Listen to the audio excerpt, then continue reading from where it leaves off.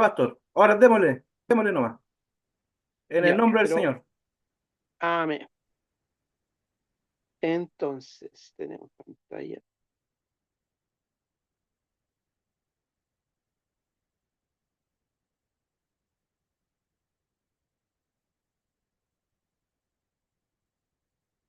Amén. Entonces, en esto, cuando nosotros hablamos de las crisis, las personas no saben manejar las crisis y aquí podemos encontrar crisis en diferentes áreas. Crisis matrimoniales, crisis existenciales, eh, crisis familiares, crisis económica.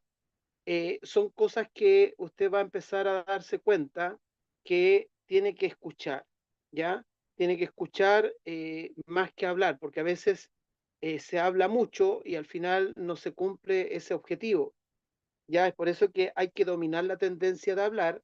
A veces hablamos más de lo que escuchamos.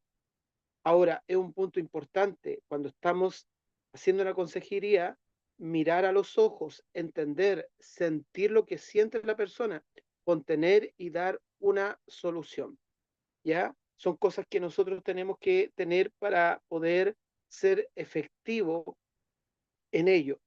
Eh, Porque muchas veces cuando no se da eso, la persona pierde credibilidad del consejero y la persona no va a abrir su corazón. ¿Ya? Ahora, hay métodos que se usan, que es el método directivo y método no directivo. El método directivo es formulación de preguntas, ¿ya? Hacer un diagnóstico, dar solución u opinión. El método no directivo es como un psicoanálisis que escucha y analiza cada detalle, le ayuda a identificar cuál es la solución más apropiada. O sea, en esto, cuando nosotros hablamos del método directivo, está hablando de formulación de preguntas, hacer un diagnóstico y dar solución u opinión, ¿ya? Y el otro método no directivo es escuchar y analizar cada detalle y le ayuda a identificar cuál es la solución más apropiada. En otras palabras, el segundo método es, por así decir, que la persona clarificar y que ella tome la decisión. ¿Ya? Que ella tome la decisión, porque cuando nosotros les damos la solución, muchas veces después podemos ser juzgados que nosotros le dijimos que hiciera eso, ¿ya? Lo mejor es poder entregar o clarificar puntos, ¿ya? Clarificar puntos. Eh, ¿Cuántas sesiones las que considere oportunas hacer? Puede ser una o varias. La diferencia entre la psicología y la consejería pastoral es que usamos la Biblia y la oración para la sanidad interior. Y aquí hay algo bien importante porque cuando nosotros hacemos la diferencia entre lo que es la psicología y la consejería pastoral, nosotros nos encontramos con una gran diferencia. ¿En qué sentido? En que la psicología tiene clientes y la psicología no tiene lo que tiene la consejería pastoral, que tenemos primeramente, ¿cierto?, lo que es la palabra de Dios, que es la fuente nuestra para poder aconsejar y obviamente a través de la oración lo que es el Espíritu Santo, cómo nos guía para ayudar a aquellas personas. Eh, uno, por ejemplo, uno se da cuenta que a veces la visita pastoral o la consejería pastoral a veces ha sido una y dos veces y la persona fue transformada su vida porque entendió, oró, entregó todo lo que son sus rabias, sus temores, sus miedos y no hubo necesidad de nada más. La psicología como tiene un formato, tiene un método, muchas veces dividen en sesiones, 4, 6, 8, 10 sesiones. Entonces, son esas las diferencias. Pero la clave de esto es escuchar, ¿ya? Ser una persona empática para que cada una de las situaciones que le puedan contar a usted pueda usted ser muy sabio escuchando para dar un buen consejo, ¿ya? Eh, cualquier pregunta usted activa su micrófono y me habla ya, porque como les decía, yo no los veo. Todos reaccionamos de diferentes formas, ¿ya? En esto tenemos que tenerlo muy, muy claro, que todos reaccionamos de diferentes formas. La individualidad ya tiene que ver con componentes físicos y psicológicos. Ya acá, por ejemplo, algunos somatizan, otros son más lentos para entender, otros con capacidades de resiliencia. Entonces, ¿qué significa? Que en esto nosotros tenemos que, cuando les hablaba el otro día de hacer un perfil, es bueno que usted pueda hacer un perfil cuando llega un hermano, una hermana, un joven, para que usted pueda más o menos identificar cómo es. Cuando hablamos de que algunos somatizan, tiene que ver con, son personas que en su mente eh, tienen tantos temores, tantos miedos que van somatizando y se van enfermando en su cuerpo. Ya otros son más lentos para entender. Hay personas que le cuesta un poco más entender y hay que tener y hay que aplicar lo que la palabra de Dios dice, que hay que caminar la segunda milla. O sea, nosotros tenemos que caminar esa segunda milla con aquel que le cuesta entender, ¿ya? Hay otros que tienen una capacidad de resiliencia que tiene que ver con todo lo que es esa capacidad que tiene la persona que después de un golpe muy fuerte puede nuevamente reestructurarse. Ya fue el golpe fue fuerte, quedó totalmente complicado, se desarmó emocionalmente, pero tiene esa capacidad de resiliencia que empieza nuevamente a estructurarse de una manera que impacta muchas veces al entorno, cómo esa persona salió adelante. ¿Ya? Entonces, esa individualidad tiene que ser muy, muy clara en nosotros, porque no podemos nosotros eh, tomar a todos y medirlos a todos por igual. Ya no somos todos igual. Por eso que ahí en el segundo cuadrito ve, ¿cierto?, una persona que es un 6 y un 9. ¿Por qué motivo? Porque la particularidad de ver la vida de cada persona, ¿ya? Es la particularidad de ver la vida de cada persona. Entonces, todos ven de forma diferente, de forma diferente, por ejemplo, la política, la ética, la moral, los valores y los principios. Yo quiero que aquí usted me pueda entender que yo me estoy refiriendo a las personas en general, no estoy hablando de cristianos consagrados al Señor, estoy hablando de personas que llegan a la iglesia y que tienen una individualidad y tienen una particularidad. Después lo que nosotros entendemos, que la obra que empieza a hacer el Señor con cada uno de los creyentes, ¿qué es lo que va haciendo el Señor? Va trabajando en nosotros hasta que Él va plasmando toda la visión en nuestras vidas y de ahí nosotros tenemos una cosmovisión netamente basada en los principios cristianos. Ya es por eso que, por ejemplo, después la cosmovisión nuestra en la política, ¿cuál es la cosmovisión de un cristiano en la política? Que es que donde está la injusticia, ahí está nuestro enemigo. El enemigo nuestro es la injusticia, porque Dios es un Dios justo. Y Él habla de la justicia. Bienaventurados los que tienen hambre de justicia. Esa justicia es la que Dios siempre va a sostener, porque Dios en sus atributos divinos es un Dios justo. Por lo tanto, nosotros cuando hablamos de la política, nuestra cosmovisión es que donde está la injusticia está nuestro enemigo. Si la injusticia está en la izquierda es mi enemigo. Si la injusticia está en la derecha es mi enemigo. Si la injusticia está en el centro es mi enemigo. Entonces tenemos una cosmovisión respecto a lo que es la política. Tenemos una cosmovisión respecto a lo que es la ética y la moral. Nuestra ética no está fundamentada con los principios humanistas que hoy día quieren exponer y quieren establecer y quieren imponer. Nuestra cosmovisión parte desde la escritura nuevamente y el marco moral y ético viene desde la escritura. Bienaventurados los de limpio corazón porque ellos verán a Dios. O sea, me está hablando de lo que es la pureza de corazón, desde ahí donde Dios empieza a formarnos y a trabajar en nosotros. Entonces tenemos una ética, una moral cimentada sobre la palabra de Dios. Nuestros valores, principios son netamente desde la cosmovisión bíblica, ¿ya? Desde la cosmovisión bíblica, no de lo que me va a proponer el gobierno o el Estado. Hay que dejar muy claro que nosotros, la iglesia, la iglesia como institución existe antes que el Estado, ¿ya? Existe antes que el Estado. Por eso que la libertad religiosa es aquella que nos debe resguardar a nosotros el poder tener esa cobertura, protección en esta historia humana, que la iglesia es antes que el Estado.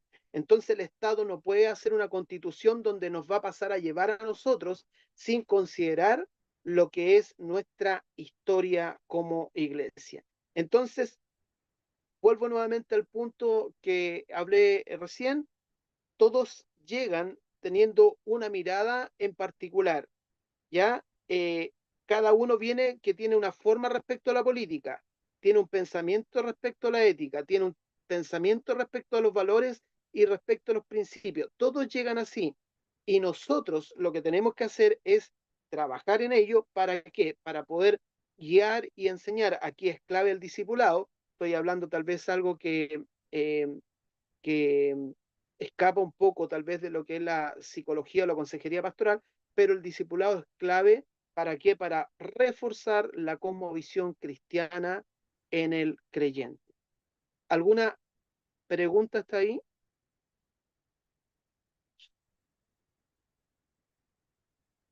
¿No?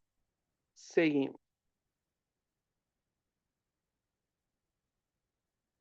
Cada, cada uno es un mundo en sí mismo, ¿ya?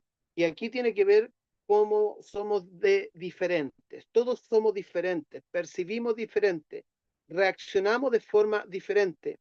Cada uno estructura su mundo cada día, ¿ya? Entonces, en este mundo que cada uno tiene, en estas diferencias, que esa es la riqueza que tenemos nosotros, como Dios nos creó, que todos somos diferentes y cada uno va estructurando su mundo cada día. Es por eso que cuando estuvimos hablando de lo que es la esencia, lo que somos únicos, eso es lo que nosotros debemos rescatar, enseñar y guiar. Nosotros no debemos estar buscando el parecernos a otra persona. Si tenemos que buscar parecernos a alguien, tenemos que buscar siempre el modelo perfecto que es Cristo.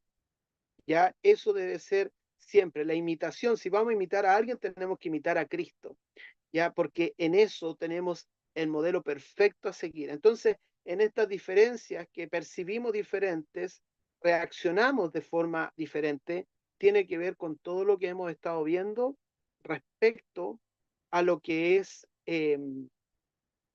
la estructura de nuestra personalidad, ¿ya? Así que no voy a redundar mucho en eso, solamente nombrarlo. Y vamos a pasar a esta parte respecto a lo que es la madurez e inmadurez del aconsejado, ¿ya?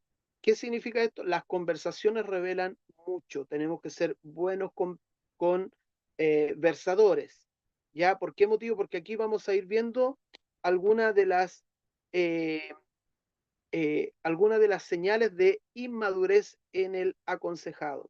Entonces, cuando usted vea una persona con estas señales, usted puede hacer un perfil que está frente a una persona que es inmaduro, ya, y que usted no puede, de alguna manera, eh, tomar o considerar a una persona que en su inmadurez lo que llegue a decir o a plantear debe tomarse o considerarse como algo tan válido en el sentido de que muchas veces en su inmadurez puede decir cosas que no corresponden. Primero, las señales de inmadurez tenemos carácter explosivo. Las personas inmaduras tienen un carácter explosivo que no se controlan. Explotan en cualquier momento, reaccionan muy mal, son reacciones explosivas que se producen con facilidad y escuche, por asuntos insignificantes, ya por asuntos insignificantes. Entonces, cuando nosotros empezamos a hacer un perfil y empezamos a darnos cuenta que en la conversación hubo reacciones explosivas ¿Y cuál fue el motivo? Nosotros buscamos el motivo y vemos que son asuntos realmente insignificantes. Nosotros vamos viendo que hay señales de inmadurez. Amén. Otro señal de inmadurez es la autocompasión. Estas personas inmaduras son víctimas. Todos están en su contra. Malas relaciones sociales. Se frustran con rapidez y culpan al resto. Entonces, lo que estamos viendo acá, estamos viendo este tipo de personas inmaduras que tal vez usted en este momento está reflexionando y está calzando con algunas personas de su iglesia, ya donde usted está viendo que hay ese tipo de personas de autocompasión, siempre son víctimas, todos están en su contra y tienen malas relaciones sociales, o sea, tienen continuamente, tienen problemas con su entorno, se frustran con rapidez y siempre culpan al resto, ¿ya? Siempre culpan al resto. Estos son señales de inmadurez. ¿Alguna pregunta hasta ahí?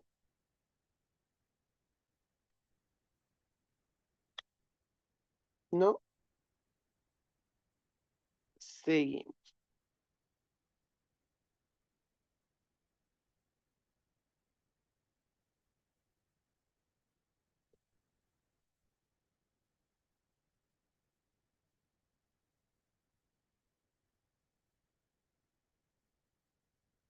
Mi hermano, no sé qué pasó ahí, se salió la, la diapositiva que estábamos y no me deja compartir.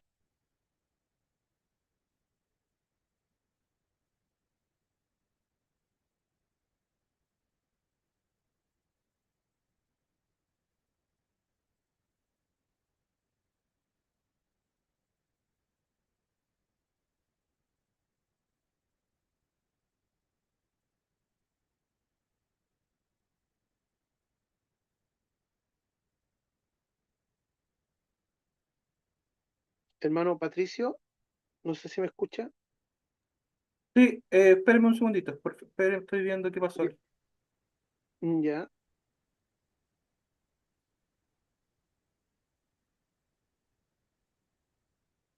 ahí parece. Sí.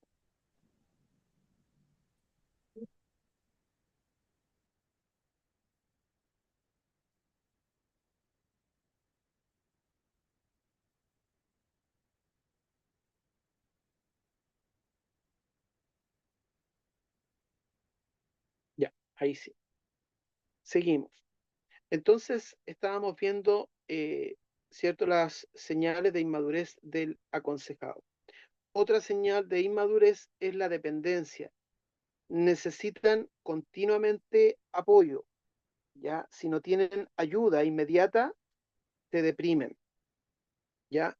Las personas, y acá les sugiero a mis pastores, a mis hermanos que están trabajando en consejería, que nosotros no podemos generar una dependencia en la hermandad con nuestras vidas, ya que muchas veces se da, sobre todo los ministerios que están empezando, que a veces se da esa dependencia donde los hermanos eh, continuamente necesitan el apoyo ya de su pastor, de su pastora, y al final se transforma en una dependencia que no es sana para el desarrollo de ese hermano. ¿Ya? ¿Por qué motivo? Porque si no tienen la ayuda del pastor, se enojan, se deprimen, cuestionan al pastor, que dónde está el pastor, el amor. Siempre en todo lo que sea el desarrollo de la consejería, de la formación, de fortalecer a la hermandad, usted tiene que enseñarles a que tienen que aprender a flotar en el medio del mar de circunstancias y de problemas que se pueda presentar. Tiene que entregarle herramientas para que sepa cómo defenderse, tiene que entregar todas las herramientas posibles desde lo espiritual, enseñar los ejercicios espirituales, el ayuno, la oración, la palabra de Dios, lo que es la consagración.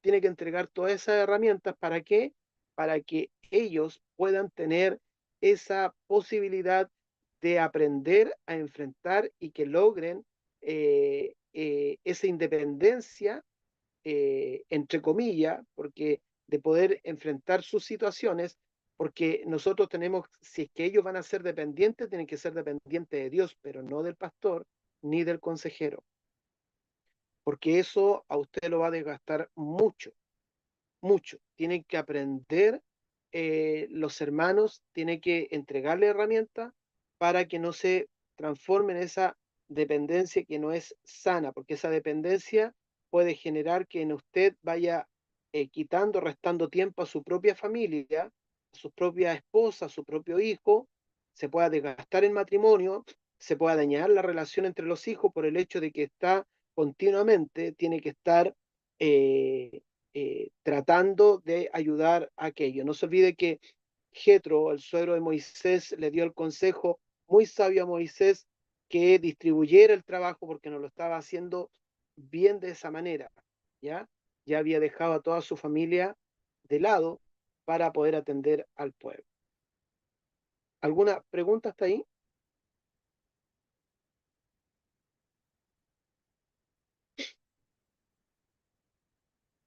Seguimos. 9 señales de madurez. Tenemos la autosuficiencia. ¿Qué significa? Que una persona madura, soluciona, ya soluciona.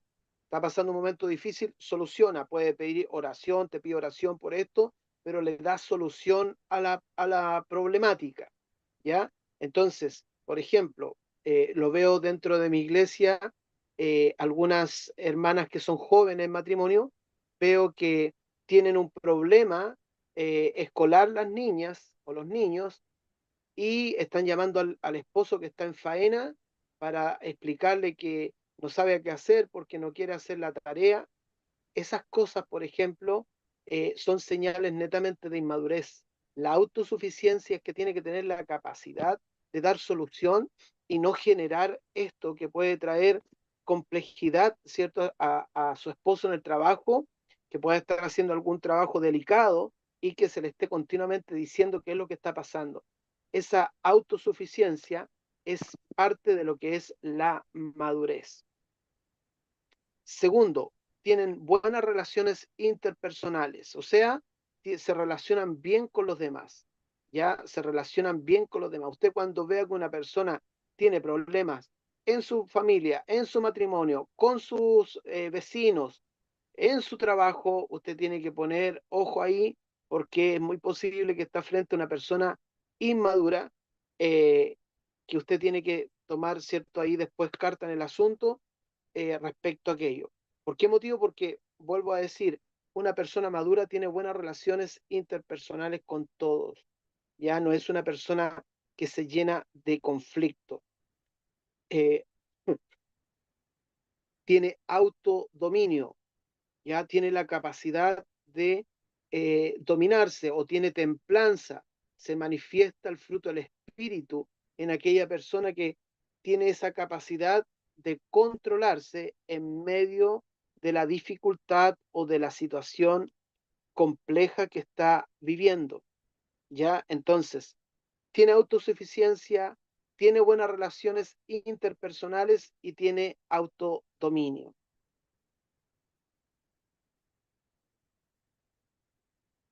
Otro punto importante, aceptación de circunstancias difíciles. Aceptación de circunstancias difíciles. O sea, que cuando viene la prueba, los momentos difíciles, lo aceptan y lo enfrentan. Ya cuando no hay madurez, caen en estado de crisis, de llanto, de gritos y no logran orientarse, pierden la orientación, no saben qué hacer, eh, en los momentos difíciles aceptan las circunstancias difíciles, ¿ya? Son señales de madurez. Otra señal de madurez, interés del bienestar de los demás, ¿ya? Interés del bienestar de los demás. O sea, siempre tienen esa capacidad de buscar que las demás personas puedan estar bien, de cuidar, de resguardar, de mantener, las relaciones. Por ejemplo, las personas maduras dentro de una iglesia son aquellos que construyen puentes, aquellos que ven que la hermana A con la hermana B están enojadas y no se ponen del lado de la hermana A ni de la hermana del lado B, sino que ve que hay un problema entre la hermana A y la hermana B y él construye puentes para que ellas puedan reunirse y puedan transitar y puedan juntarse y para que la hermana A y la hermana B puedan volver a amarse y seguir caminando juntos en el servicio al Señor. Entonces, siempre tiene el interés del bienestar de los demás. Son personas que realmente bendicen dentro de lo que es la obra del Señor. Otro punto, sabe priorizar, sabe lo que tiene que priorizar. Entonces, sabe dónde le conviene estar. Entonces, cuando ve respecto a lo que es la obra de Dios, lo que es el servicio a la obra de Dios, frente a cualquier otro tipo de gusto, partido, no sé, amistades, lo que sea, sabe priorizar respecto a lo que es la iglesia, lo que es bueno espiritualmente. Sabe priorizar en lo que tiene que ver con su vida laboral y también con su vida económica. Sabe priorizar tanto él como ella. O sea, hoy día tenemos un descontrol con el tema de las tarjetas, en la cual vemos que las personas eh, tienen, eh, tienen ya gastado la plata de 2 años o 3 años, ya tienen gastada esa plata, todavía no la ganan y ya la tienen gastada. Entonces, ¿qué pasa? Que hay que saber priorizar. ¿Es prioridad esto? ¿Es prioridad tener este mueble que salió ahora último? ¿Es prioridad tener una tele más grande ahora? Tenemos una de 54, pero necesitamos una más grande. ¿Es prioridad? Todo eso tiene que ver con prioridad. ¿Por qué? Porque las familias maduras tienen metas, ¿ya? Y esas metas se conversan y todos, el matrimonio en sí trabaja en conjunto para alcanzar esas metas y sabe priorizar. Entonces, cuando está ese descontrol, ya cuando hay una inmadurez, no sabe priorizar, prioriza mal. Eh, por ejemplo, una situación que uno ve muchas veces, eh, una persona, eh, es correcto que una persona se compre un auto de 10 millones de pesos a cuota y dejar, por ejemplo, eh, eh, no postular una casa.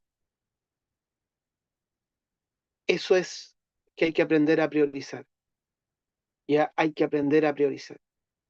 Hay que aprender a tener claridad en lo que uno se está, de alguna manera, está teniendo estas metas que se ha puesto en diferentes áreas, tanto en la área económica como también en la área familiar y también en la área espiritual. Yo tengo que aprender a priorizar en lo familiar, ¿ya? De repente veo algunas situaciones, lo he visto, eh, que priorizan por partidos de fútbol antes de estar con sus hijos, que estoy hablando de cristianos, ¿ya? Que priorizan partidos de fútbol antes de poder pasar tiempo con su hijo, su hija. Entonces, esas son las cosas que hay que aprender a priorizar en diferentes áreas, lo espiritual, en lo económico, en lo familiar. ¿Alguna pregunta hasta ahí?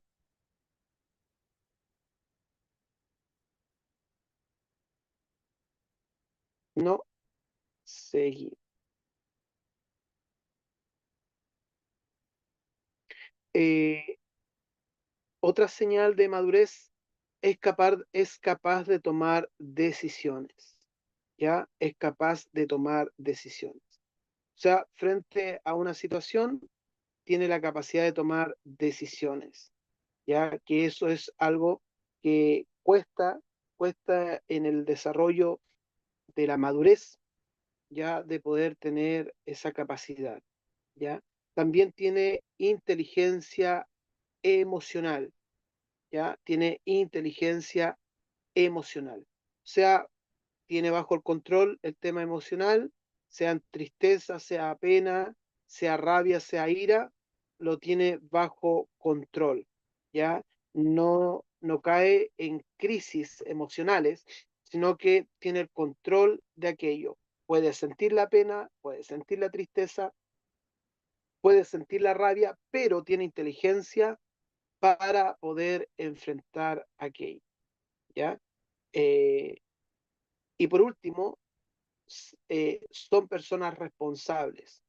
Una señal de madurez es que son personas responsables.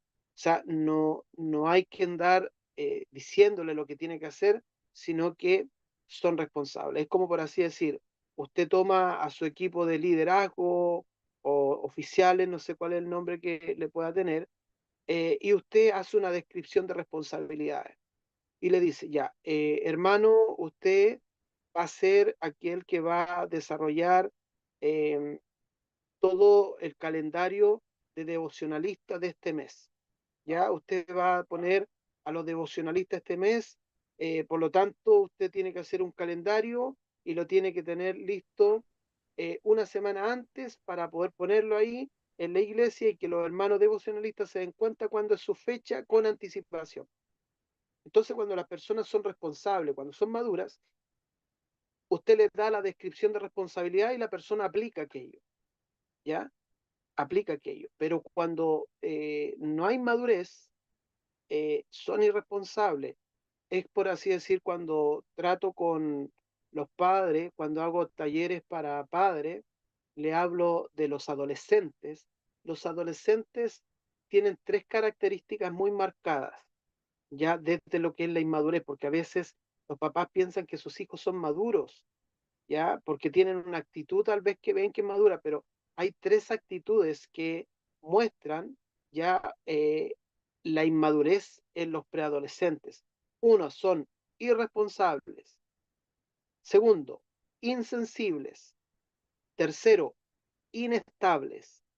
De por sí, los preadolescentes y jóvenes tienen estas características de inmadurez. Son irresponsables, no cumplen, son insensibles, no le interesa lo que la mamá esté pasando, el papá, lo que le cueste trabajo, el descanso del papá, el descanso de la mamá, no le interesa, son insensibles y son inestables emocionalmente. Ya son muy inestables, a veces están bien, están felices, después están llorando, estacados, no quieren que le hablen, son muy inestables emocionalmente. Todo eso tiene que ver con lo que es la inmadurez en la preadolescencia. Ahora podemos decir, bueno, ¿es parte del desarrollo? Sí, es parte del desarrollo. Eso tiene que ir cambiando, eso tiene que ir cambiando y es acá donde entra en este camino de lo que es la madurez. Estos son cosas que es muy bueno que se pueda manejar dentro de la familia estas conversaciones, ya donde los padres tienen que empezar a delegar responsabilidades en sus hijos, ya no es posible. Una vez me encontré con la sorpresa cuando fuimos a visitar con mi esposa eh, a un matrimonio, me encontré con sorpresa que la mamá a los 12 años le molía la cazuela al niño y todavía comía papilla. Entonces son daños que se van haciendo al niño. Entonces, todo esto tiene que ver con ir generando esto, desarrollar también inteligencia emocional en los niños, hablar respecto a estos temas que tienen que aprender a controlar lo que es la frustración, la tristeza, la rabia, tienen que aprender a controlar. Todas esas cosas se tienen que ir conversando. Si bien los niños no lo van a aplicar al 100, pero en su desarrollo van a ir entendiendo que eso les va a ayudar. ¿Alguna pregunta hasta ahí?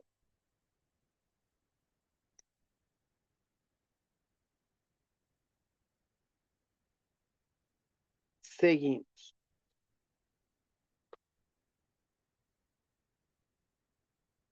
Vamos a entrar a esta parte que tiene que ver con los mecanismos de defensa, ¿ya?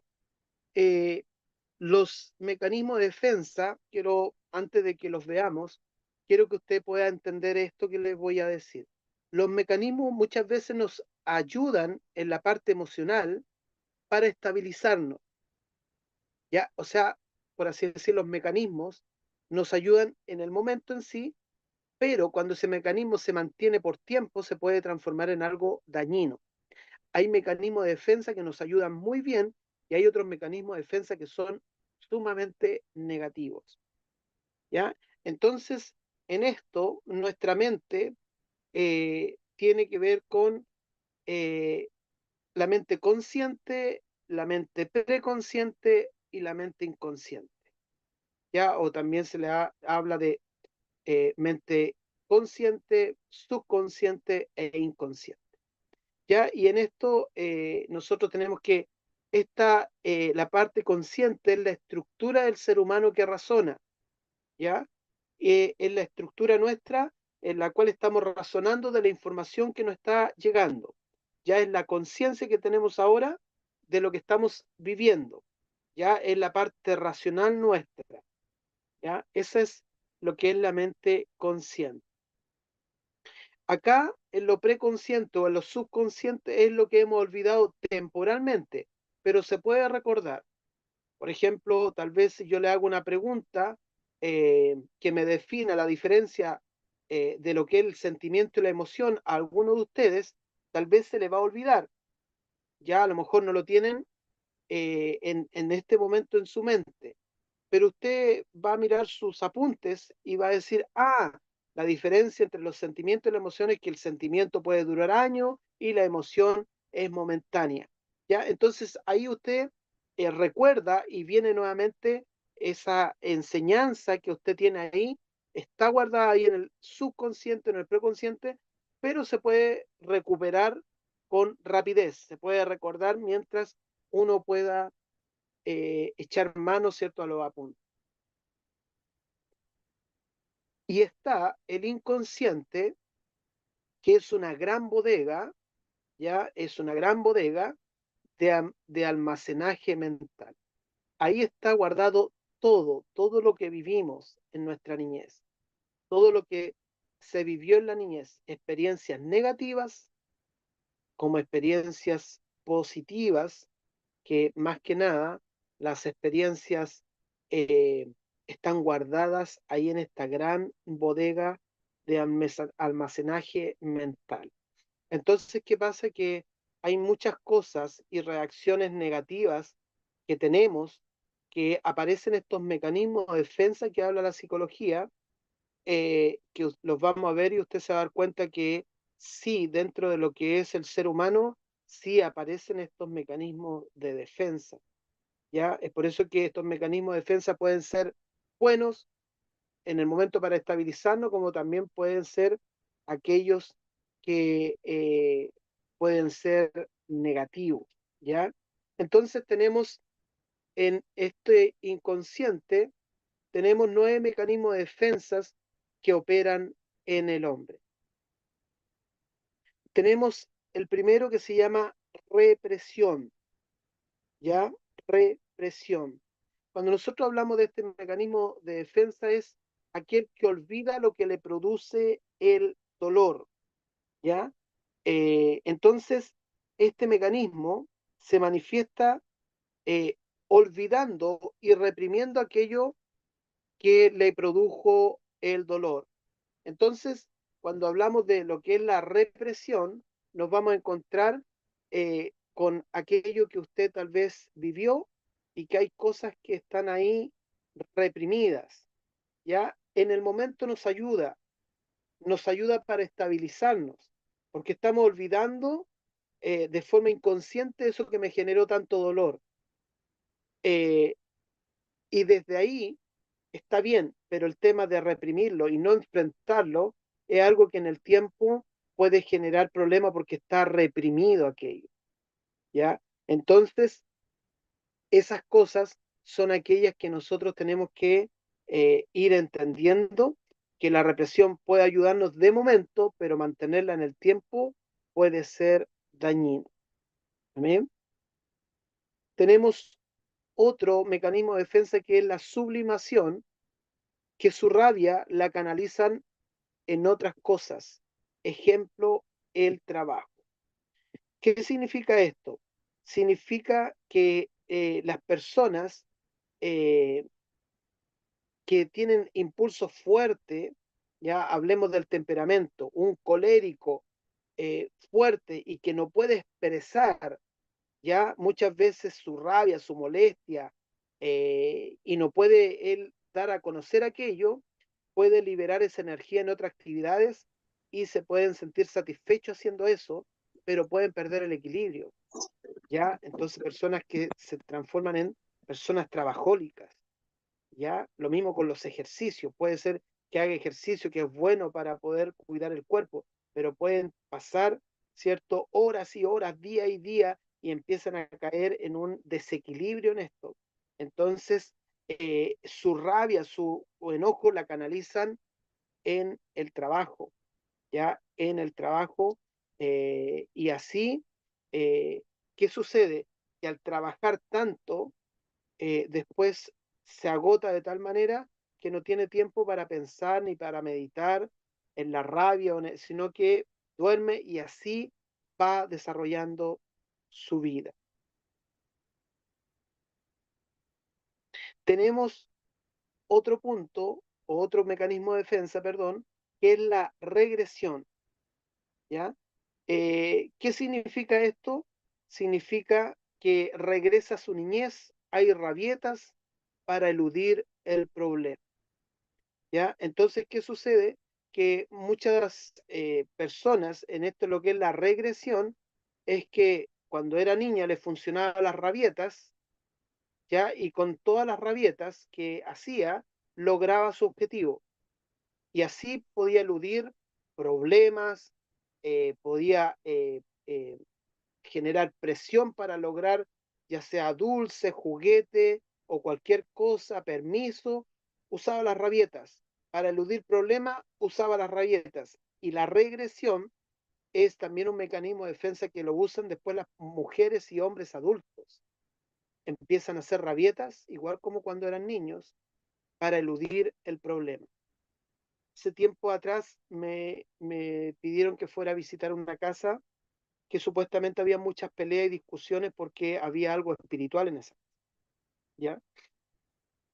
Cuando fui a esa casa, eh, converso con la joven, tenía una mujer como de 28 30 años, entonces me hablaba que tenía muchos problemas con su esposo, con sus hijos, muchas discusiones, entonces eh, empecé a hablar con ella, eh, era hija única, criada por su abuela, una abuela que le daba el gusto en todo, entonces empecé a darme cuenta, a medida que íbamos conversando y le iba haciendo algunas preguntas, me di cuenta que era una persona que le dieron el gusto tanto en su vida que todos tenían que girar en torno a ella. Entonces, lo que había ahí no era un problema espiritual en el sentido que ella pensaba que yo tenía que ungir la casa, porque eso era lo que decía ayer el problema. Entonces, cuando le digo que el problema es ella, es ahí donde la persona no logra muchas veces aceptarlo, ¿ya? ¿Por qué motivo? Porque no le gusta que le confronten aquello. Entonces, eso sucede. Ya hay muchas personas que tienen este mecanismo de defensa que la usan mucho y eso hay que confrontarlo, ¿ya? Hay que confrontar aquello. La proyección. La proyección son este mecanismo que sus culpas la proyectan en otro, ¿ya? O sea, todo lo malo que ellos hacen lo proyectan en otro. Y esa proyección es negativa. ¿Por qué motivo? Porque no reconoce eh, su, su problema y no reconoce que que tiene que aprender a enfrentar y a reconocer su situación personal, ya sean culpa, transgresiones, lo que sea. Pero la proyección es algo que también es un mecanismo de defensa que se proyecta a otro. Entonces, sus culpas la dejan en otro. Tenemos otro mecanismo de defensa que es la racionalización. ¿Qué significa esto? Trata de justificar su error para eludir la culpa. O sea, trata de tal manera de razonar para poder buscar justificar su error y así eludir su culpa. Entonces va a buscar argumentos, va a tratar de, con esos argumentos, convencer ya que un error para eludir la culpa. Ya hace un tiempo atrás ministré a un líder y el líder me trataba de explicar que había adulterado por culpa del diablo. ¿Ya? Entonces me trataba de justificar todo lo que había pasado y que al final el diablo lo había hecho caer. Entonces al final el hombre siempre ha buscado esa justificación. No se olvide, como se los planteé a ustedes, no me recuerdo si a usted o a otro curso, no se olvide que Adán y Eva, cuando eh, el Señor los confronta, lo que habían hecho, no se olvide que Adán le terminó echando la culpa a Dios eh, cuando le dice, la mujer que me diste me dio de comer. Entonces prácticamente le dijo, bueno, si tú no me hubieras dado esta mujer, yo no hubiera comido. Fuiste tú el que me diste esta mujer, por causa tuya al final terminé pecando. Si no me hubieras dado esta mujer, yo no hubiera comido de eso. Entonces ese es el corazón del hombre ya caído, un corazón que busca justificar su error para eludir su culpa, ¿ya? Yo entiendo que el diablo muchas veces busca y nos anda tentando, pero el diablo tienta y te anda mostrando lo que a ti te gusta, el deseo, siempre anda diciendo quieres, y somos nosotros los que decimos si queremos o no queremos, ¿ya? Entonces, ese mecanismo de defensa que es la racionalización. ¿Alguna pregunta, duda hasta ahí?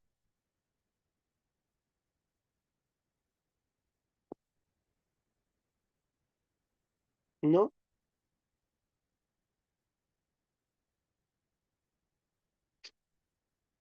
Eh, la compensación. Este mecanismo de defensa compensan sus limitaciones y se destacan en otras áreas. Eh, ¿Esto qué significa? Un mecanismo de defensa que es positivo, sobre todo para las personas que tienen algún problema físico.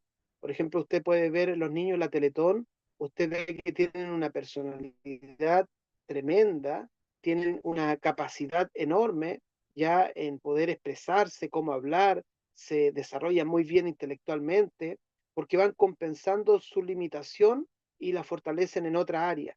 Entonces son personas que son muy inteligentes, que se capacitan mucho porque van compensando aquella limitación. A eso se le llama compensación, que es un mecanismo de defensa para que esa persona pueda sentirse, ¿cierto?, valorada, donde va mostrando y demostrando que es independiente, que puede trabajar, que puede hacer una cosa y otra, que no porque no pueda caminar no tiene la capacidad de hacer estar en un deporte.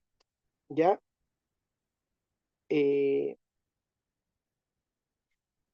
Está el mecanismo de la sustitución, ya que se desquita con otros.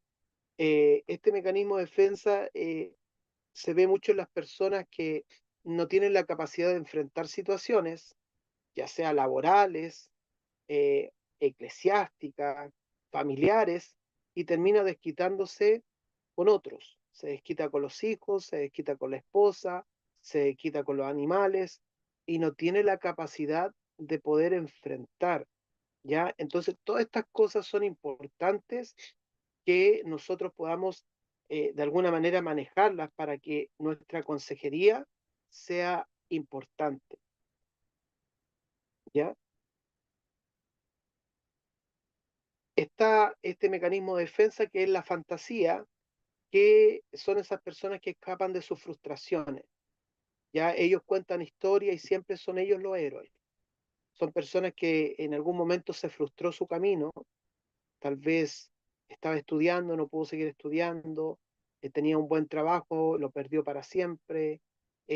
Bueno, son personas que al final crean en su mente como mecanismo de defensa para poder sobrellevar su frustración, crean historias de fantasía.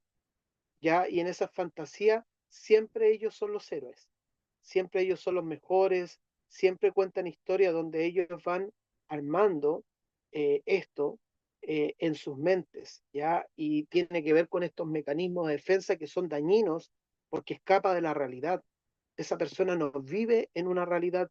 Entonces, estos son mecanismos que hay que confrontarlos. Como les digo, hay mecanismos que son beneficiosos, como la compensación, que puede equilibrar aquella limitación, pero estos mecanismos de defensa, como la fantasía, hay que enfrentarlo en la persona, hay que hablarlo con ella, hay que tener esa claridad para que ella pueda reconocer que sí tiene ese problema. Ya no olvidemos que Dios tiene el poder para cambiar el corazón del hombre, ¿ya? Dios tiene el poder para hacerlo, así que en eso no hay limitación. Y lo otro tiene que ver con la identificación, que imitan a otros que admiran y puede ser nocivo, ya puede ser nocivo. O sea, muchas veces se da que la persona ve tantas características en otros, ya características positivas, que quiere ser como esa persona, ya, y eso la verdad no es bueno. Nosotros, como dijimos hace un rato atrás, somos uno solo, Dios nos creó de esa manera y nosotros tenemos que desarrollarnos de la manera como Dios nos creó. ¿Ya? Me recuerdo que años atrás, cuando estaba Marcos Witt en su boom, en su esplendor, como ministro, aparecieron muchos Marcos Witt. ¿Ya? Donde iba a la iglesia usted encontraba un Marcos Witt. Después apareció Jesús Adrián Romero, donde había una iglesia, había un Jesús Adrián Romero. eh, Esa identificación de imitar a otros que admiran, también lo he visto a veces hasta en los predicadores, que los predicadores imitan a otros predicadores, le imitan hasta los gestos, que no es bueno, ya no es bueno porque te vas anulando a sí mismo la persona con la cual Dios te creó. No somos esa persona, por lo tanto, nosotros somos únicos y debemos reforzar aquello. Amén. Me gustaría si alguien pudiera hacer alguna pregunta porque no lo he escuchado a ninguno, pareciera que estuviera solo acá, entonces me gustaría escuchar a algunos si tiene algo que decir respecto a estos puntos que hemos visto.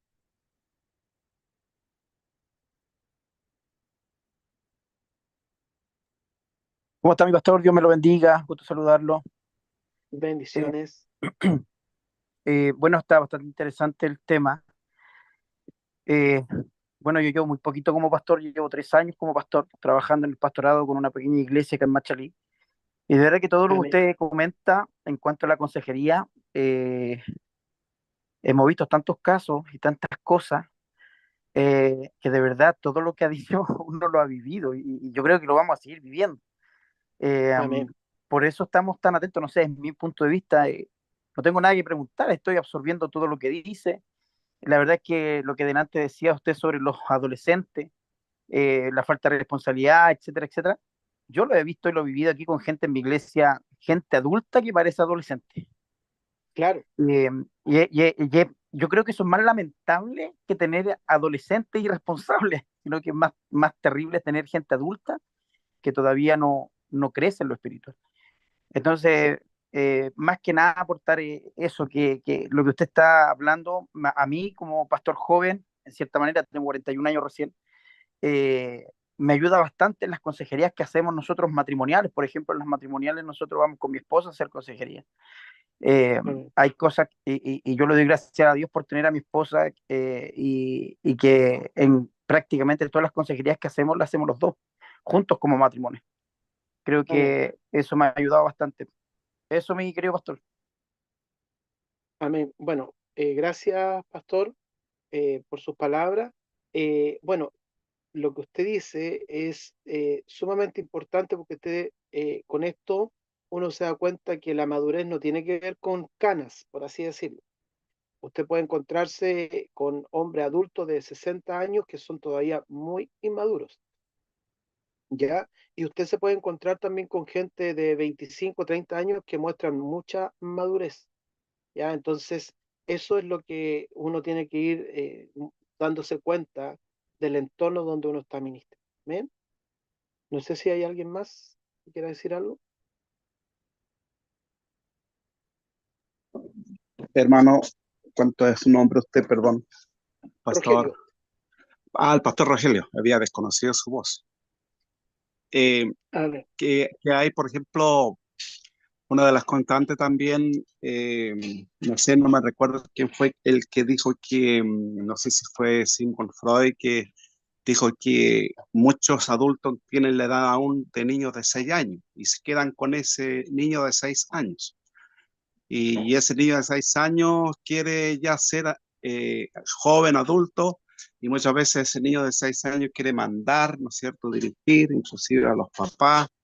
Entonces, ¿qué hay, qué se puede, por ejemplo, ahí, la dinámica de la consejería, por ejemplo, qué se puede abordar ahí? Eso. ¿Se refiere usted a disciplina? Puede ser, sí, disciplina, responsabilidad de los adultos, porque, bueno, hay una constante, por ejemplo, en hermanos que generalmente cuando no se estudia la Biblia, yo recalco muchos en la iglesia, muchos que están años en la iglesia y nunca se preocuparon de estudiar, uno los anima, los invita a estudiar, pero no, no, déjenme aquí nomás. Entonces, y uno lamenta después de los años que los ve ahí, quizás un poco arruinados, inactivos, sin ganas, sin deseos, y muchas veces con rabieta, con problemas familiares. Eso, pastor. Ah, ya, le entiendo. Yo creo en eso, pastor, que uno de las, por así decir, de cómo tratar ese tipo de situación, creo que es muy importante reforzar todo lo que es la parte desde la cristología, de todo lo que el Señor Jesucristo, en el plan de Dios, todo lo que se desarrolla y todo lo que Él pasa en el Getsemaní, en la vía dolorosa, todo ese proceso hay que volver a enseñarlo muy pausadamente para que la hermandad, ya sea que lleve tiempo y la nueva, pueda entender realmente qué es lo que sucedió ahí, ¿ya? ¿Qué es lo que sucedió ahí? Por ejemplo, cuando el Señor Jesucristo está en el Getsemaní y dice la escritura, dice que él estaba orando y sudaba como gotas de sangre, sí dice el texto, ¿cierto? Sí, amén. Ese fenómeno hoy día se llama, desde la salud se llama hematidrosis.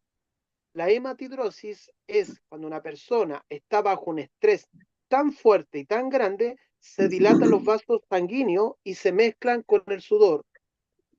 Y es por eso que la persona hoy día bajo la hematidrosis puede sudar como sudor rosado. Entonces lo que le pasó a Cristo no es un símbolo ni es algo que alguien lo puso porque sí, no. Lo que pasó ahí es que el Señor Jesucristo, siendo 100% hombre, 100% Dios, en su humanidad estaba bajo un estrés tan grande, tan fuerte, que llegó a sudar como gotas de sangre. Cuando yo voy explicando todo lo que vive el Señor Jesucristo, todo lo que Él vive, cada paso de lo que Él sucede, de lo que le sucede a Él cuando Él carga el pecado del hombre, cuando yo voy explicando todo eso detalladamente, paso por paso, explicando y preguntándole al hermano, hermano, ¿estás entendiendo lo que te estoy diciendo? ¿Estás entendiendo lo que dice la palabra? Cuando llega a eso, una persona que se encuentra con la cruz de Cristo y en ese momento lo entiende, esa persona nunca va más va a ser igual. Amén. Va a ser una persona que va a buscar siempre servir a Dios porque va a sentir gratitud a Dios y va a Eso, pastor, muchas buscar y va a gracias. tener eso. Amén. Amén. Amén, amén. Gracias, pastor. Amén. Seguimos, no hay nadie más. Amén. Entonces, para lo que estamos tratando, lo que es la sanidad interior, ya eh, el apóstol Pablo escribió en el primer siglo de nuestra era de los cristianos de Tesalónica, y el mismo Dios de paz os santifique por completo y todo vuestro ser, espíritu, alma y cuerpo sean guardados irreprensible para la venida de nuestro Señor Jesucristo.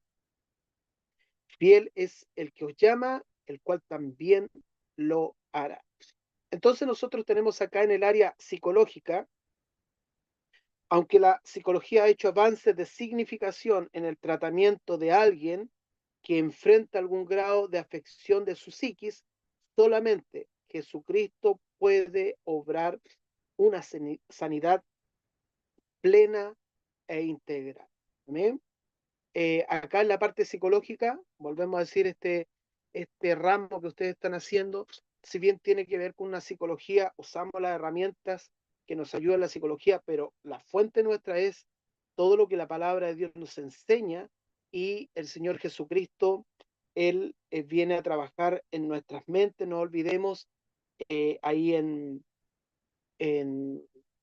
Romanos capítulo 12, versículo 2, que lo vimos la semana anterior, me parece, donde habla de lo que es la transformación de nuestro entendimiento, una metamorfosis en mi mente para que se produzca un cambio radical en mi forma de ver la vida. Amén. En el área espiritual, el proceso comienza cuando reconocemos, comprendemos y asumimos el perdón que Él logró en la cruz de todos nuestros pecados. Todo lo que hicimos en el pasado queda absolutamente borrado. Delante de nosotros se abren las páginas en blanco de una nueva vida. Y ahí en Lucas 4, 18, 21, cuando el Señor Jesucristo relata ahí, ¿cierto? Citando el texto de Isaías 60, me parece, donde dice: y el Espíritu del Señor está sobre mí, por cuanto me ha ungido para dar libertad ¿cierto? Eh, para dar vista a los ciegos, para sanar a los quebrantados de corazón. Bueno, y va relatando todo lo que va a hacer, ¿cierto? Cristo ahora en el corazón del creyente. Entonces, toda esta sanidad interior parte desde nuestra parte, desde lo espiritual, la parte mental, la parte física, todo, ¿cierto? Debe ser guardado. Cuando leemos los evangelios, veíamos que lo primero que hacía el Señor Jesús era sanar a las personas. Una vez se producía su sanidad física o emocional, venía la conversión. ¿Extraño? Es posible que sí, desde nuestra lógica, pero no desde la perspectiva de Dios. Para Él, un ser humano era importante en su totalidad, no solo en una área específica. ¿Ya? Entonces, ¿qué tenemos acá nosotros? Tenemos como Dios en todo nuestro ser integral nos va tratando, ya en todo nuestro ser integral. Es por eso que cuando nosotros nos entregamos al Señor, ya es algo que nosotros tenemos que tener, hacerlo racionalmente, entendiendo lo que estoy haciendo, como lo dice Romanos 12. Eh, Como les decía la semana pasada, eh, en el Nuevo Testamento, las personas cuando le preguntaban, no le preguntaban si habían recibido a Cristo, a los creyentes, les preguntaban si se habían entregado a Cristo, que es muy diferente a recibir a Cristo. Hoy día se hace una campaña por ahí, levantan la mano y dice: hoy día recibieron a Cristo 30, 40, y nunca más los vio en la iglesia. Eh, los primeros creyentes no hablaban de recibir a Cristo, hablaban de entregar su vida completa, ya entregar su vida completa. Y eso significa que Dios eh, trata en nosotros, espíritu, alma y cuerpo, cuando nosotros nos hemos entregado completamente a Él. Amén. Eh, en esto, ¿por qué se producen las heridas del alma? Es en la infancia cuando se produce la consolidación progresiva de un ser humano. Y muchos traumas tienen origen en esa etapa del crecimiento. ¿Ya? Entonces, es importante que en el desarrollo de los niños, de la familia, la protección. Los niños tienen que sentirse seguros. ¿Ya? Ellos tienen que sentirse seguros, ellos tienen que sentirse protegidos. ¿Ya? Por eso que es tan negativo cuando los matrimonios discuten delante de los hijos, cuando matrimonio hablan temas, por así decir, económicos en la parte negativa delante de sus hijos. Cuando hablan de problemas graves de iglesia, problemas graves familiares delante de sus hijos, hay que tener una protección, ya sea espiritual. En todas las áreas hay que proteger a los hijos. Ya, por eso que desde ahí tiene que fortalecer eso. Ya, por eso que las heridas del alma vienen desde la niñez, es por eso que tenemos que tomar como ejemplo el desarrollo de los niños, ya, el desarrollo de los niños. Tenemos que guardar y proteger a los niños. El elogio. El elogio es parte de este desarrollo sano para que los niños puedan sentirse que ellos son personas que tienen capacidades, que tienen personas que tienen capacidades para desarrollarse en diferentes áreas. Entonces, cualquier logro que ellos hagan es bueno que sea elogiado. Es bueno que tal vez para nosotros sea insignificante, que no sea mucho, pero para ellos es mucho. Por lo tanto, el elogio refuerza, lo fortalece, lo alegra y le da valor, ¿ya? Entonces, por eso que hoy día tenemos problemas graves familiares, porque como los padres no están muchas veces, tanto el papá como la mamá, nadie elogia lo que hace. Y como está el teléfono, al final no hay nada que hacer, solamente estar ahí en el teléfono. El amor, la palabra de Dios nos enseña que el amor de Dios se ha derramado en nuestros corazones. Mire, quiero que me pueda entender. Los griegos nos enseñaron el amor filos, que es el amor de hermanos, un amor filial, eh, de hermandad, de amigo. El amor filial. El amor eros, que tiene que ver con, eh, tiene que ver con la atracción, ¿cierto? De lo que es el matrimonio en sí, una atracción física. Y está el amor ágape.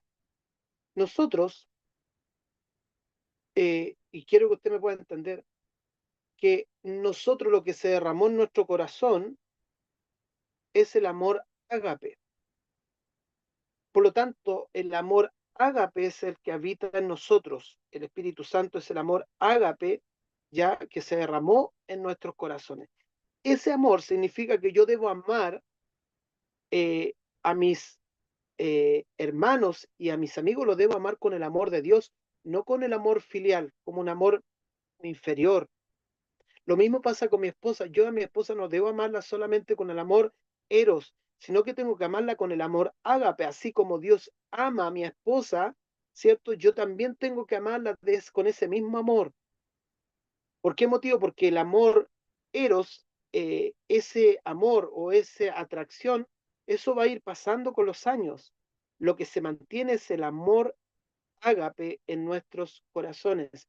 Entonces, ese amor ágape que se ha derramado es algo que tiene que estar en nosotros y tenemos que dejar de lado el amor filial y tenemos que amar como Dios ama, ya no como nos enseñaron los griegos, que el amor filial, que el amor eros. No, hoy día nosotros debemos amar con el amor de Dios, porque es ese amor que se derramó en nuestros corazones.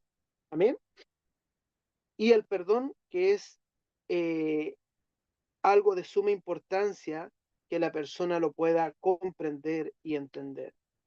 Yo les decía el otro día eh, en esto que cuando hablamos del perdón, tenemos que perdonar como Dios perdona. La palabra de Dios dice que Él no se acuerda más, ¿cierto?, de nuestros pecados. ¿Significa eso que Él se olvidó? No, Dios no se puede olvidar, pero sí nunca más va a traer el pasado al presente. Eso tiene que explicarse muy, muy bien, que así como nosotros pedimos perdón, también tenemos que perdonar. Amén. Eh, heridas que todavía nos sanan, que nos impiden crecer, la autoaceptación. ¿ya? Cuando todavía la persona no se acepta, se encuentra fea, se encuentra tonta, se encuentra que no tiene capacidades, que no es inteligente y no se acepta, no se quiere. ¿Por qué motivo? Porque tal vez no fue estimulada, ¿cierto? En su niñez no valoraron, no fortalecieron, tal vez no fortalecieron sus capacidades en lo que era buena, nadie le dijo nada, nadie le demostró cariño, y no hay una autoaceptación y eso todavía está ahí. Hay una actitud crítica y rechazo hacia la misma persona, ¿ya? Siempre se está criticando, yo no puedo, yo no sirvo, yo estoy incapacitado para esto, y eso se da muchas veces en la iglesia, ¿ya? Y hay un rechazo, no me gusta como soy, no me gusta mi personalidad, no me gusta. Son todas esas cosas que todavía nos sanan en el corazón de la persona.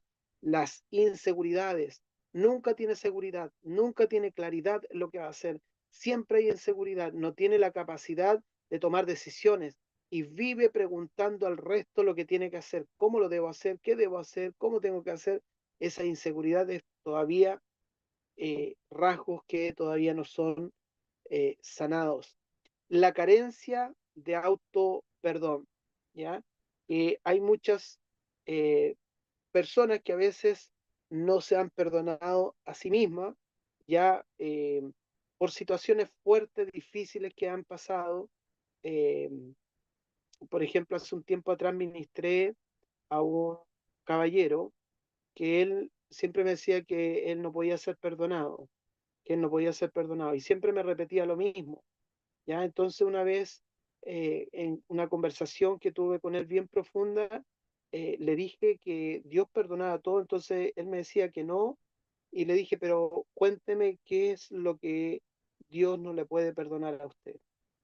Entonces ahí él me cuenta que estuvo en el golpe de Estado en el 73, que fue militar y que muchas veces lo mandaron al frente a disparar y él se dio cuenta que mató a personas cuando disparaban. Entonces, eh, él tenía, si bien decía que los mismos militares le decían que no era así, que no era algo que ellos lo habían hecho, pero él sentía que él lo había hecho. Entonces tenía un montón de situaciones ahí muy, muy difíciles en eso de ese auto perdón, ¿ya? Y el sentimiento de odio y de resentimiento, porque en ese caso, cuando vemos que está ese sentimiento de odio en el corazón del hombre, tiene que ser tratado. El resentimiento tiene que ser tratado, ¿ya? Entonces,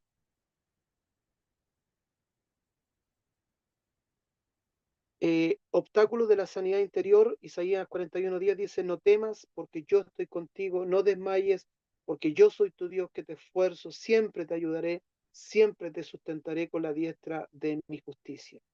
¿Cuál es el obstáculo para la sanidad interior? Una imagen errada de Dios. ¿Por qué motivo? Porque tal vez el padre de la aconsejada o aconsejado fue un padre muy autoritario, un padre golpeador, un padre abusador, y tal vez todo lo que tiene que ver con un padre, la imagen que tiene esa persona de un padre es de rechazo.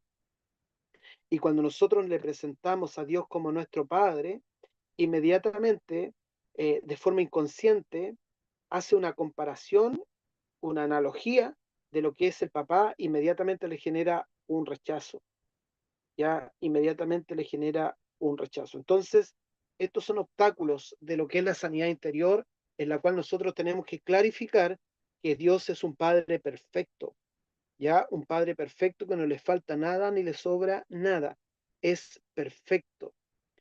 Eh, Otro obstáculo de lo que es la sanidad interior tiene que ver con el temor a decir la verdad, ¿ya? Temor a decir la verdad. En la consejería eh, muchas veces se da el que se oculta y no se quiere decir cuál es la verdad, qué es lo que pasó, qué es lo que sucedió, ¿ya? Y dentro de eso mismo se da esta otra parte en la cual se pregunta quién fue el culpable, ¿ya? ¿Quién fue el culpable? Y eso es lo que muchas veces se oculta, porque no se quiere decir, ¿ya? Estos son, vuelvo a decir, obstáculos en la sanidad interior. Reconocer que nos hicieron daño no es culpar, ¿ya? Reconocer que nos hicieron daño no es culpar. Eso es algo que el aconsejado tiene que entender, que si te hicieron daño, no es que tú al dar a conocer quién es la persona que te hizo daño, no es que tú estás culpando, ¿ya? Porque tú no estás culpando a nadie, sino que la persona es culpable por sí mismo en su acción, ¿ya? La persona fue víctima de aquello, sobre todo lo que tiene que ver con abusos, ya tiene que ver con abusos. Y eso es algo que hay mucho, mucho de eso en la iglesia en el día de hoy. Hay muchas jóvenes, niños, mujeres abusadas, ¿ya? Y eso es un problema que tenemos hoy día dentro de la iglesia. Eh, Le sugiero que si usted se enfrenta a una situación como esa de abuso, usted tiene que darla a conocer eh, y no quedarse con eso guardado, porque eso ya pasa netamente a tribunales.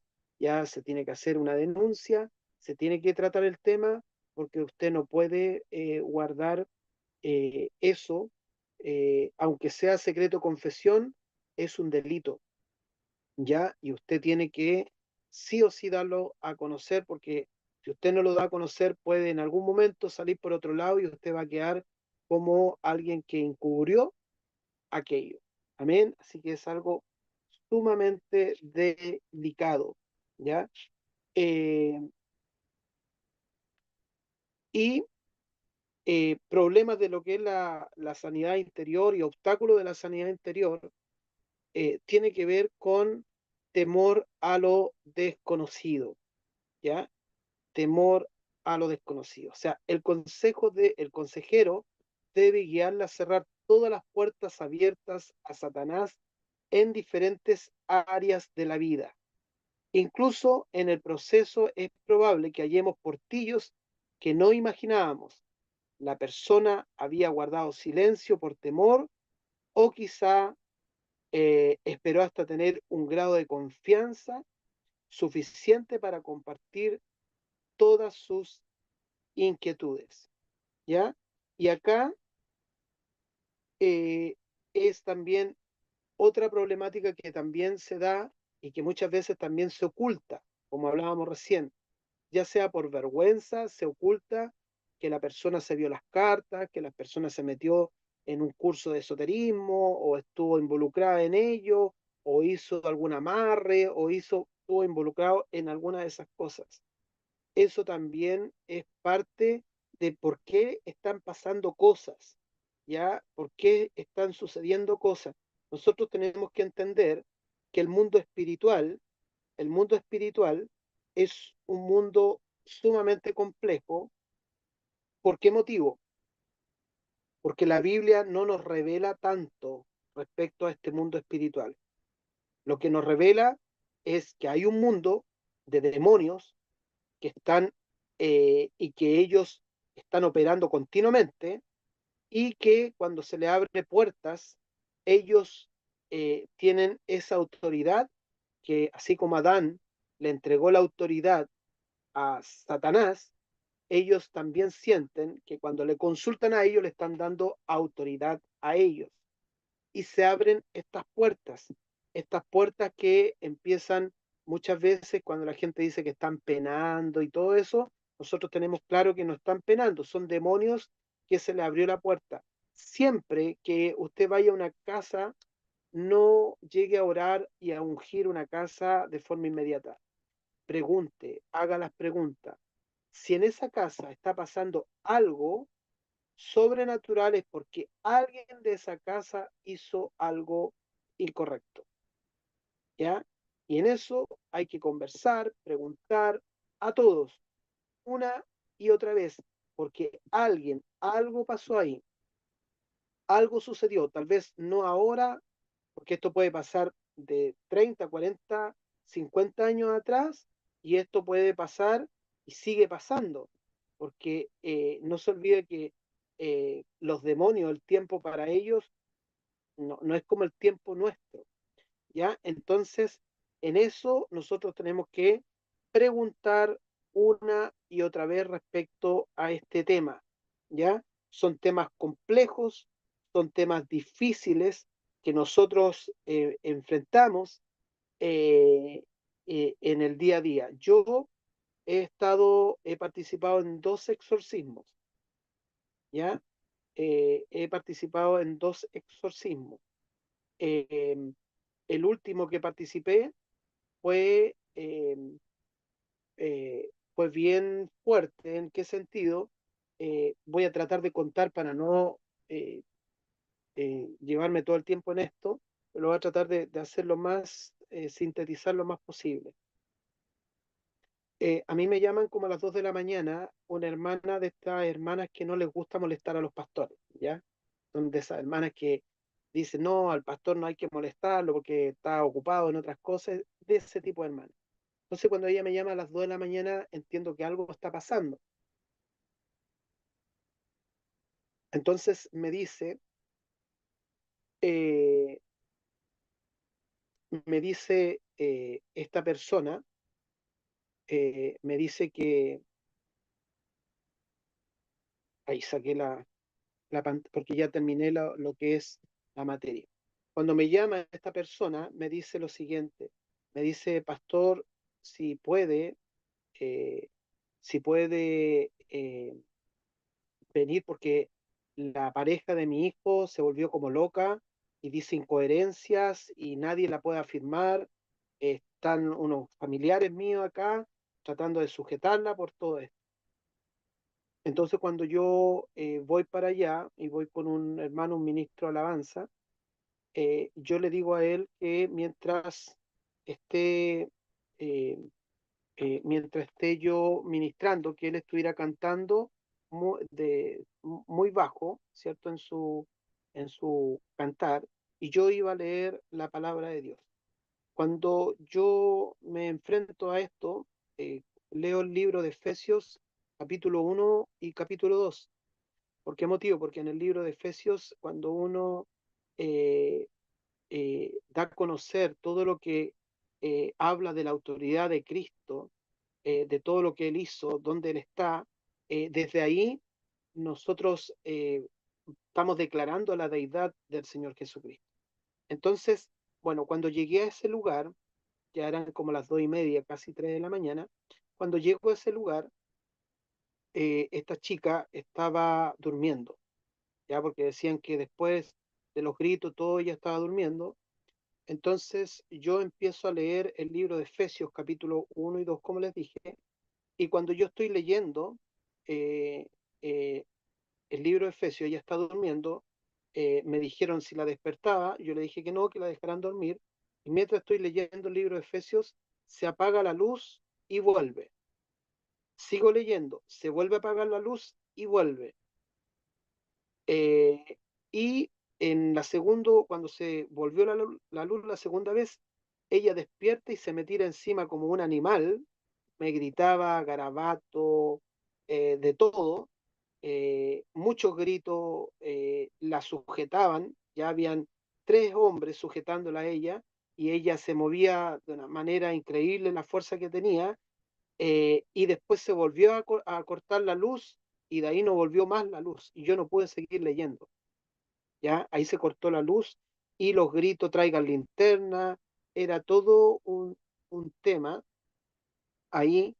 eh, y en ese momento empecé a orar, ¿ya? Y empiezo a orar y cuando estoy orando, vuelve la luz, ¿ya? Vuelve la luz, y en ese momento ya cae desmayada, ¿ya?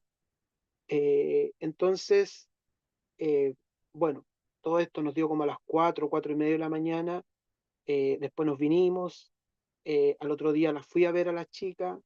Esta chica me contó que había sido violada por su abuelo y había sido violada por el cura en el pueblo donde ella vivió. ¿ya? Y que ella había aprendido a leer las cartas y todo ese tipo de cosas, ¿ya? Eso fue lo que pasó ese día, el día jueves cuando la invitamos a la iglesia. Ella estaba en la iglesia, pero yo observé una actitud rara en ella que me dejó eh, pensando. Y después ese día jueves, mi esposa como a las 11 le digo que se acueste, que yo me voy a quedar leyendo un rato.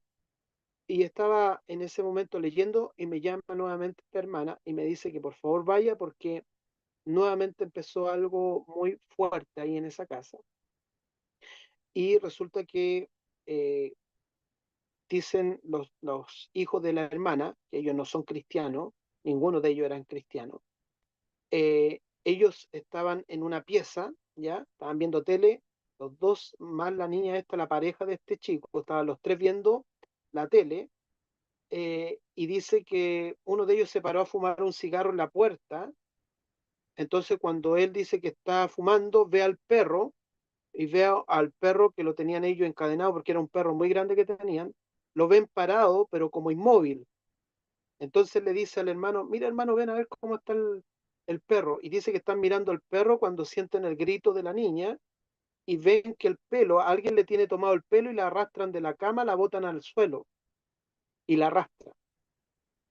Entonces se formó todo un miedo en estos dos hombres. Estoy hablando de, ya uno tenía 27 años, el otro tenía como 30 años, todo un griterío y de miedo de lo que había pasado, ¿ya? Entonces, bueno, vuelvo a ir, voy con dos pastores amigos, y cuando converso con ella estaba bien, pero yo le digo, mira, sabes que tú me estás ocultando algo, porque lo que está pasando acá no es normal.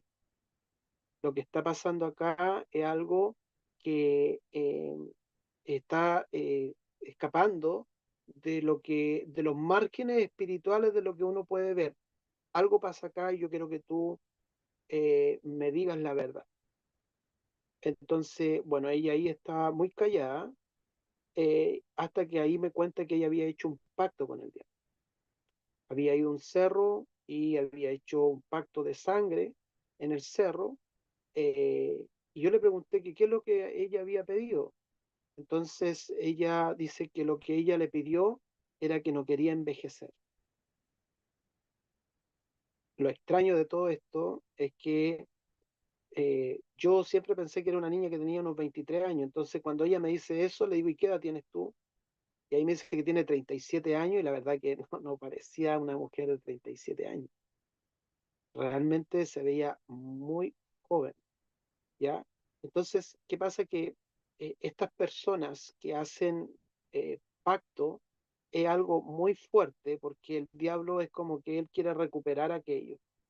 Entonces, esta persona estuvo congregándose con nosotros 3 meses, pero siempre le costó mucho y después se alejó nuevamente del Señor. Ya se alejó nuevamente del Señor.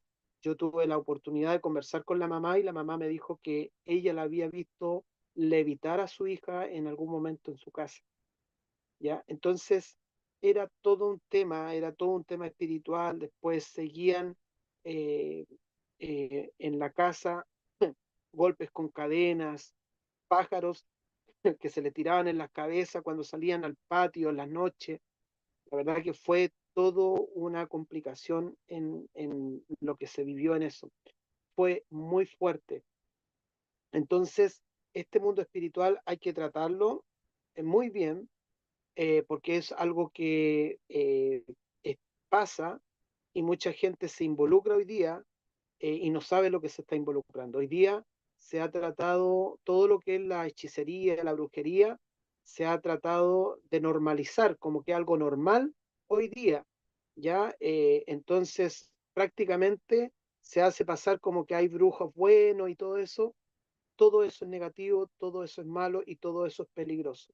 La gente no sabe en qué se involucra y el riesgo que está pasando. Muchas veces la palabra de Dios lo dice, hay enfermedades que son netamente catastróficas, que tienen que ver netamente de Satanás. A veces aparecen enfermedades muy, muy delicadas, muy fuertes, y tienen que ver a veces porque se involucraron en hechicería o en algo por el estilo. Amén. Así que eso hay que tener mucho cuidado con ello. Hay que también tener discernimiento espiritual frente a eso. Y también un detalle que es bueno que usted lo maneje es que cuando alguien está poseído, de por sí pierde el conocimiento y no se acuerda de lo que hizo, ¿ya? Porque la posesión es el demonio que posee a la persona. Entonces, cuando la persona, eh, que aquí hay que hacer la diferencia, ¿ya? Cuando la persona se recuerda de lo que pasó, de la crisis que tuvo, esa persona tal vez tiene un problema más de esquizofrenia, más que de posesión, ¿ya? No se olvide que el Señor Jesucristo lo nombra a los lunáticos, nombra a los endemoniados. Entonces, en esto nosotros tenemos que siempre escuchar cuando usted le digan, sabe que pareciera ser que la persona está poseída, tiene que evaluar si la persona pierde el conocimiento y cuando pierde el conocimiento no se acuerda, ¿ya? Cuando no se acuerda es porque está frente a una persona que está poseída, ¿ya? Y esa posesión no es así que el demonio llegó y irrumpió. Nunca una posesión va a venir de esa manera. La posesión es porque alguien, ¿cierto?, dio la autorización para que eso se pudiera dar. Entonces, esas son cosas que nosotros tenemos que tener muy, muy claras. Amén. Espero, amados, que hayan sido bendecidos. Con el permiso del eh, el hermano Patricio, les quiero compartir. Son dos libros que he escrito yo. Este es uno que se llama La Tríada Atea frente al Logos encarnado. Ya es un libro que tiene 400 páginas con una letra bien entendible, bien comprensible. Este libro es netamente respecto a lo que es el ateísmo, y aquí en este libro se enfrenta el ateísmo desde el ateísmo eh, científico, ya el ateísmo fundamentalista y el ateísmo filosófico. Lo enfrentamos con la doctrina de Cristo, así que este libro, si es que alguien lo quiere adquirir, me puede escribir por interno, tiene un valor de 11.000 pesos, y escribimos este libro que nosotros lo escribimos para la iglesia. Este libro es de apologética para niños. Ya en este libro nosotros hablamos temas que son muy complejos en el día de hoy. Nosotros aquí en este libro hablamos respecto a la teoría de la evolución comparada con lo que es la creación. También hablamos de la importancia de la Biblia, ya, y lo que genera no estudiar la Biblia en los niños. Hablamos que Jesucristo existió, ¿ya? Tanto en la Biblia como la historia también habla de su existencia. Hablamos de Jesucristo histórico. Hablamos de lo que es el matrimonio aprobado por Dios, y aquí el libro se pone un poquito más complicado porque acá nosotros enseñamos cuál es el matrimonio que Dios no aprueba, que es creado por los hombres. Entonces acá en este libro, no sé si se alcanza a ver bien ahí, eh, aquí vemos dos hombres casándose, dos mujeres casándose, y sale Jesucristo dándole la espalda a aquello. Entonces, este libro no es para entregárselo a los niños. Este libro lo trabaja la profesora con el niño o el papá con el niño. Porque también nosotros acá tratamos lo que es el tema del aborto, ¿ya? Y está todo hecho para niños. Ve que ahí sale el aborto y sale qué es lo que dice Dios respecto a esto, y también texto para el niño y texto para el padre o para el profesor. También tratamos en este libro lo que es la ideología de género, ¿ya? Que sale ahí, donde sale un niño confundido, sale una mujer con barba, y sale ahí un niño confundido con lo que es la ideología de género. Y al final tenemos un inserto de abuso sexual en este libro, ¿ya? Este libro tiene un valor de 7.000 pesos y el otro, como le digo, un valor de 11.000 pesos. También si es que usted ahí quiere, lo mandamos por Starken, obviamente ahí usted paga después ya al recibir el libro. Mandamos ahí a todo Chile. Amados, quiero dar gracias al Señor por la oportunidad de haberlos conocido, de haber tenido este tiempo con ustedes, de haber compartido. Espero que hayan sido bendecidos. Les pido disculpas si en algún momento fui muy, me apuré mucho tal vez en algún momento en entregar el contenido o no fui claro. Ahí le pido ahí sus disculpas, ya, pero traté de hacerlo en el poco tiempo que tuve, traté de hacerlo de la mejor manera posible.